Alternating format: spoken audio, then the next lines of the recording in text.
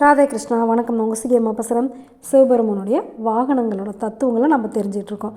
அந்த வகையில் இன்றைக்கி என்ன வாகனம் பார்க்க போகிறோம் அப்படின்னாக்கா, காலையில் அதிகார நந்தி வாகனம், மாலையில் பூதகணம் வாகனத்தில் சிவபெருமான் வருவார். சரி, இந்த அதிகார நந்தி வாகனத்தில் எப்படி வருவார் அப்படின்னாக்கா, மான் மழு சதுர்புஜம் முக்கண்ணோடு வருவார்.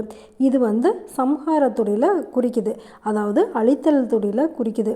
இந்த நந்தி பகவான் கைலையில் சிவசன்னிதானத்திலேயே அதிகாரம் வாய்ந்தவர். அதனால தான் நம்ம எங்கே போனாலும் சிவபெருமானை பார்க்க வரத்துக்கு முன்னால் நம்ம நந்தி தேவர்கிட்ட அனுமதி வாங்கிக்கிட்டு அப்புறமேட்டு தான் சிவபெருமானை போய் பார்க்கணும்.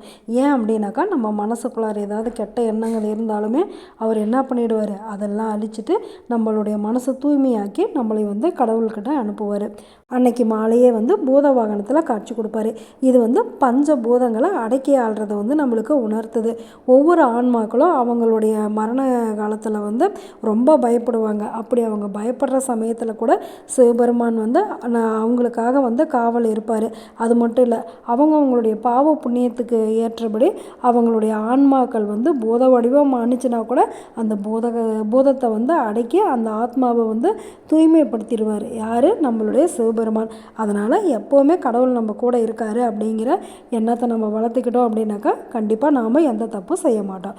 சரி, ட்ராவல் வித் சுகியில் சிவபெருமானுடைய பாடல் வருது, கண்டிப்பாக போய் கேளுங்க. நாளைக்கு என்ன வாகனத்தில் வரப்போகிறாரு அப்படின்னு சொல்லி நாளைக்கு பார்க்கலாமா?